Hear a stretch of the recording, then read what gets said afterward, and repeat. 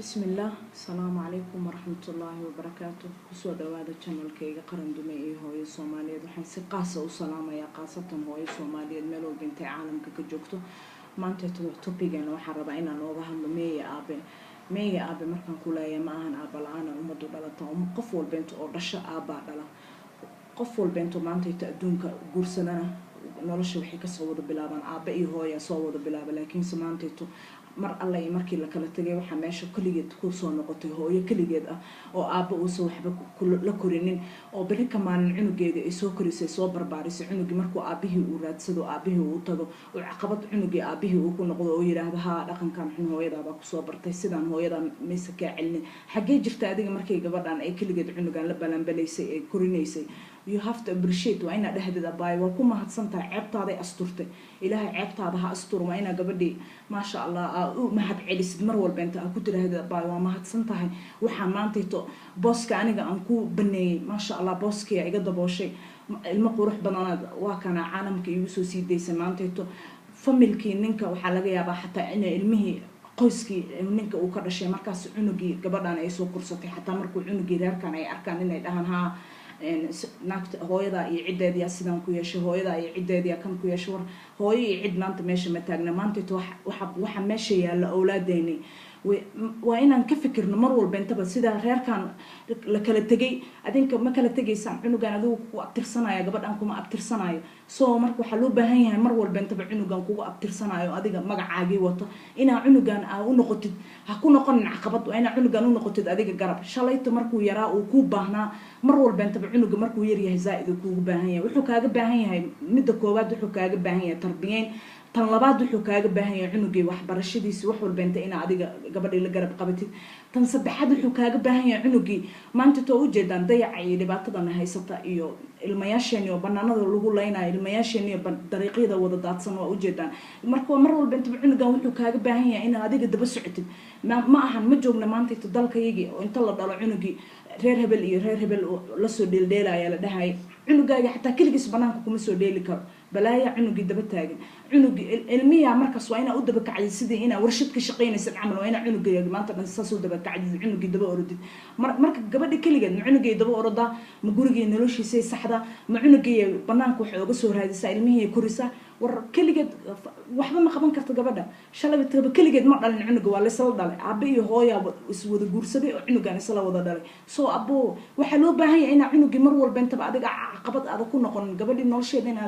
inaad ku noqonin dhibaato mar walba inta baad dhibaato qorta u gelisay maantayto oo ilmo kaligeed meel ooga dhaqaaqdeen oo cunugaaga ay ku soo korisay marka cunugaaga weynaaday ku soo baxday cunuga niyada ha ka jabinin cunuga farxad gali thank you gabadhii u mahad celisay ay yani u dareento xataa inay wax qabatay laakiin marka tirahdid ha hooyadaaya sidaan ku soo bartay hooyadaaya kan kugu soo abuurtay hooyadaa kan ku soo yeeshay cunugiina waa niyad jabisay gabadhii muslimada ahayd ku gacan qabatay ceebtaada asturtayna waa niyad jabisay marka wala aabayaasha Soomaaliyeed waxaan idin leeyahay waa idin baryayaa shalayta burburkii na saameeyay nimanka ka dambeeyeen maanta tan burburkana si daba socdo ilaa hadeertan guriyaha iyagii saameeyay raga ka dambeeyay war alla ka cabsada raga waa kuwii aan ku daba tukanayna waa kuwii diinta na soo fartay inaan ka dambeeyno war ilaahay ka cabsada war alla ka xishoodo walaalayaal waxaan maanta dhibaatada na saameysay rag baa ka dambeeyay marka mar walba inta kuma dhahay aniga raga nacbahay waan dhalay wiil alxamdulillaah rabbil caalamiin mana rabi inaan dhaho wiil oo dhan iyo nin oo dhan aan nacbahay kan dhalayba nin baa iga dhalay marka alxamdulillaah mar walba inta waxaan rabaa inaan idin guubaabiyo waxaan kugu guubaabinayaa aaba Soomaaliyeed waxaan ku guubaabinayaa inayna noqonin mar walba intaba dhibaato taagan aad noqotaan aan rabaa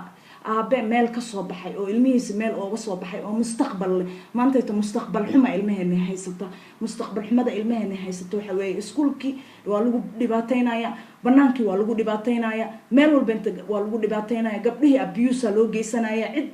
markay gabadhii soo oydo oo aabaheeda u soo oyso tiraahdo aabe sidaana igu dhacday kana igu dhacdanaya aamus reer hebel way naga magac dheer yihiin way naga magac sareeyaan ma wax tarta inaan reer hebel u dacwoono oo kan sameeyno